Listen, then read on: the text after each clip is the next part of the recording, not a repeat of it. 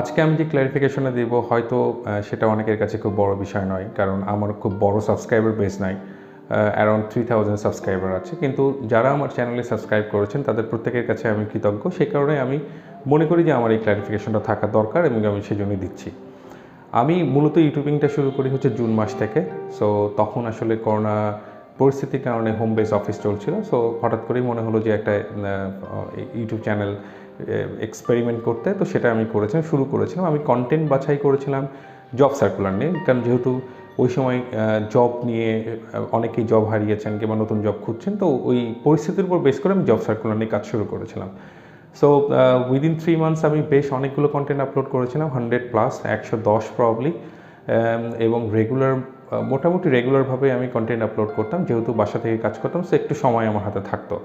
So আমি মানে less than 100 ডেজের ভিতরেই কিন্তু আমি 4000 ওয়াচ আওয়ার্স আমার কমপ্লিট হয়ে যায় এবং আমার 1000 সাবস্ক্রাইবারটাও কমপ্লিট হয়ে যায়। সো দেন আমি মনিটাইজেশনের জন্য অ্যাপ্লাই করি এবং সেটাও আসলে আমার হয়ে যায়। সো আমি really thankful to all of you, কারণ যারা আমাকে সাপোর্ট করেছেন, 4000 watch hours and 1000 subscriber, even more than 1000 subscriber in less than 3 months or around 3 months, এটা আমার কাছে মনে হয় যে বেশ ভালোই অ্যাচিভমেন্ট। মানে আমি শখ করে একটা কাজ করেও, হঠাৎ করে একটা কাজ করে একটা নতুন জায়গাতে এসেও খারাপ হয়নি আমার কাছে মনে হয়। হয়তো অনেকের কম টাইমে করে, কিন্তু অনেকের হয়তো এটা 12 মাসও লেগে যায় কিংবা তার বেশি সময়ও লেগে যায়। তো যাই হোক, আমি যখন কাজ করছিলাম তখন আমার হাতে ফ্রি টাইম ছিল, এই জন্য আমি কাজ করছিলাম। কিন্তু সেপ্টেম্বর মাসে যেটা হলো সেটা হচ্ছে আমাদের অফিস তো আসলে ফিজিক্যাল অফিস শুরু হয়ে গেল।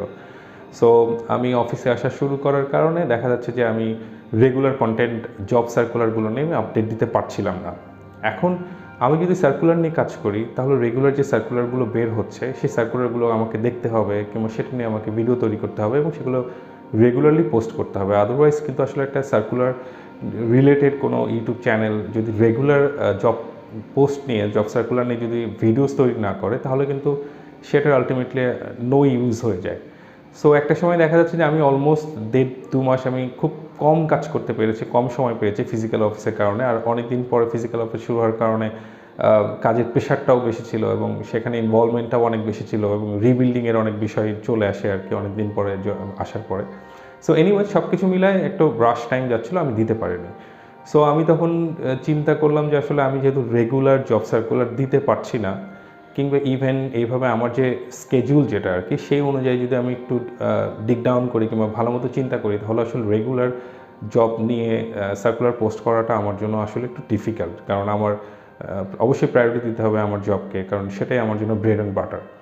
সো তখন চিন্তা করছিলাম যে আসলে কী করা যায়, কারণ একটা ইউটিউব চ্যানেল তৈরি করেছি, সেটাতে একটা সাবস্ক্রাইবার বেজ হয়েছে, কিছু হলেও ওয়াচ আওয়ার্স পূরণ হয়েছে, একটা মাইলস্টোন কভার করেছি। রাইট নাও এটাকে একদম ফেলে দেওয়া বিষয়টা আমার কাছে একটু মানে কেমন কেমন লাগছিল, মানে মনে হচ্ছিল না এটা করা ঠিক হবে না, মানে একটু ডিফারেন্টভাবে ভিন্নভাবে কিছু করা যায় নাকি।